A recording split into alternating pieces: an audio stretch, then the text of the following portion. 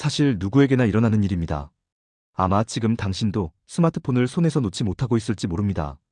방금 온 메시지 알림 소리에 심장이 쿵하고 내려앉지는 않았나요? 길을 걷다가 비슷한 옷차림만 봐도 고개가 저절로 돌아가고 평소라면 절대 듣지 않았을 달달한 노래 가사가 전부 내 이야기처럼 들리는 순간들 말이죠.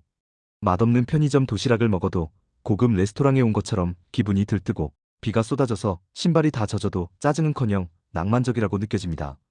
정말 신기하지 않나요?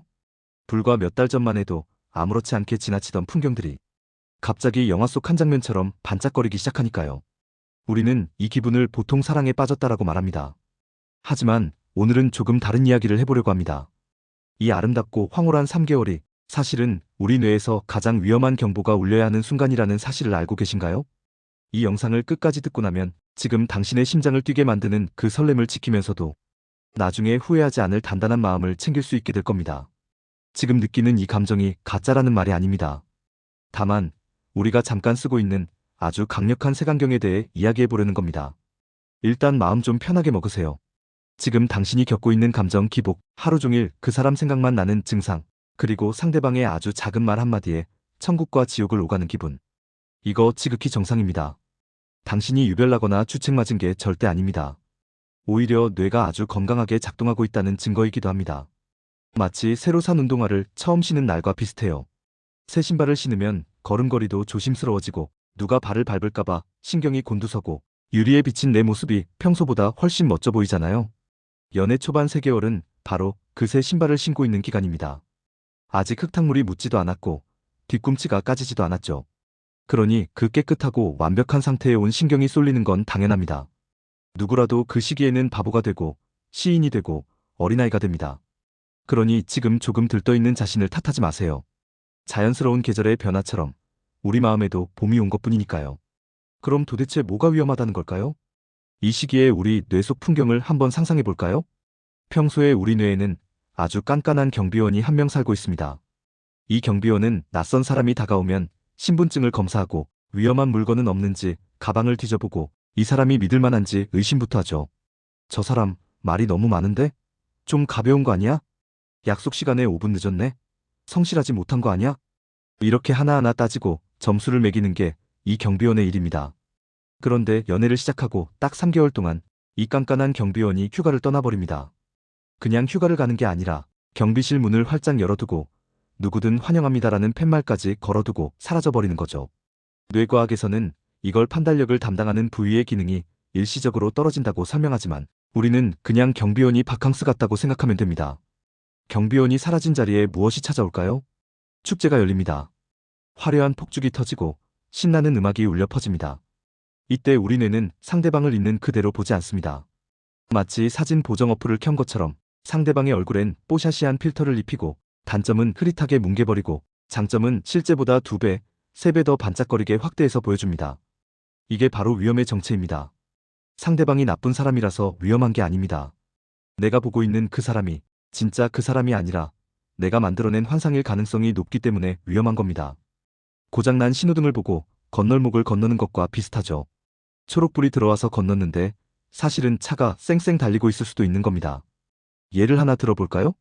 그 사람이 식당 종업원에게 조금 무례하게 굴었다고 칩시다. 평소라면 저 사람 인성이 좀 별로네? 라고 생각했을 겁니다. 하지만 경비원이 휴가를 간 지금은 다르게 보입니다. 와, 자기 주장이 확실하구나. 리더십 있어 보여. 박력 있다. 이렇게 해석해버립니다. 반대로 그 사람이 우유부단해서 메뉴 하나를 10분 동안 못 고르고 있다고 칩시다. 평소라면 답답해 죽겠네라고 했겠지만 지금은 어쩜 저렇게 신중할까? 나를 배려해서 최고의 선택을 하려나 봐. 라며 감동합니다. 이 시기에는 팩트가 힘을 쓰지 못합니다. 모든 정보가 사랑이라는 공장에 들어가서 예쁜 포장지로 포장되어 나옵니다. 그래서 친구들이 옆에서 야, 그 사람 좀 이상해. 다시 봐봐. 라고 말해줘도 들리지 않습니다.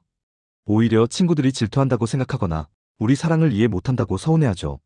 경비원이 없으니 경고음이 울려도 그냥 배경음악처럼 들리는 겁니다. 자, 여기서 잠깐 멈춰서 생각해 봅시다. 당신도 이런 경험 있지 않나요? 지금 만나고 있는 그 사람, 혹은 예전에 만났던 사람을 떠올려 보세요. 처음 만났을 때 평소라면 절대 먹지 않았을 매운 닭발을 땀 뻘뻘 흘리며 같이 먹어주지 않았나요? 사실은 조용한 발라드를 좋아하는데 상대방이 힙합을 좋아한다고 하니 나도 그거 좋아해. 라고 맞장구 친 적 없나요? 주말에는 무조건 늦잠을 자야 피로가 풀리는데 아침 일찍 만나자고 해서 졸린 눈을 비비며 나간 적은요? 그때는 그게 희생이라고 생각하지 않았을 겁니다. 오히려 즐거움이었죠. 나를 바꾸는 게 하나도 어렵지 않았을 거예요. 이 사람을 위해서라면 내 취향쯤이야 얼마든지 바꿀 수 있어. 우리는 운명인가 봐. 어떻게 이렇게 잘 맞지? 이렇게 생각하면서 말이죠. 그런데 시간이 조금 지나면 어떻게 되나요? 슬슬 억울한 마음이 들기 시작합니다. 나는 너 때문에 매운 것도 먹어줬는데. 나는 피곤해도 너 보러 나갔는데. 이런 생각이 스멀스멀 올라옵니다. 왜냐하면 휴가 갔던 경비원이 돌아올 시간이 되었거든요. 보통 3개월, 길어도 1년에서 2년이면 뇌 속의 축제는 끝납니다. 화려한 조명이 꺼지고 음악 소리가 잦아들면 우리는 다시 냉정한 현실의 눈으로 상대를 보게 됩니다. 이때가 바로 관계의 갈림길입니다. 많은 연인들이 이 지점에서 당황합니다. 사랑이 식었나 봐. 사람이 변했어. 처음에 보여줬던 그 다정함은 다 연기였어? 이렇게 실망하고 상처받습니다. 하지만 그건 사랑이 식은 게 아니라 비로소 진짜 연애를 시작할 때가 된 겁니다. 어떤 사람들은 이 시기를 견디지 못합니다.